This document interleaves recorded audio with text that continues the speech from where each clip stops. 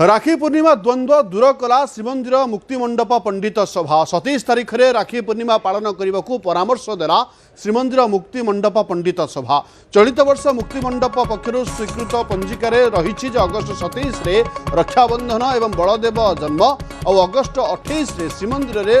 बलभद्र जन्म एवं सुदर्शन आश्रम विजय रही महाप्रभु राखी लागी नीति अगस्ट 28 रे हेब और श्रीमंदिर रे उदय पर्व को नहीं नीति हेबार विधि रही श्रीमंदिर बलभद्र जन्मदिन नीति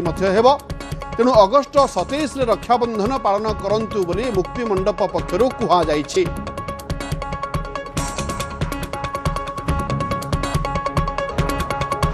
मुक्तिमंडप पंडित सभा द्वारा अनुमोदित पांजी मानकरे 27 तारिख में से बलभद्र जन्म गमापर्व और राखी बंधन लिखा जाइछि, किंतु 28 तारिख दिन श्रीमंदिर रे बलभद्र जन्म और राखी लगी स्थानित होइछि,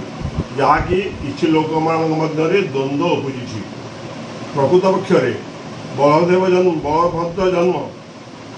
27 अगस्ट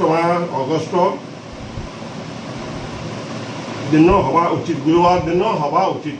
कारण बलभद्र जन्म मध्याह्न समय होता एवं जगन्नाथ समस्त पर्वपर्वाणी सूर्य उदय को नहीं करा जाए। तेणुक बलभद्र जन्म कर्मकाल को नहीं करा जाइछि और बलभद्र जन्म 27 अगस्ट गुरुवार दिन निश्चित भाव पालन करा उचित। एवं जेहेतु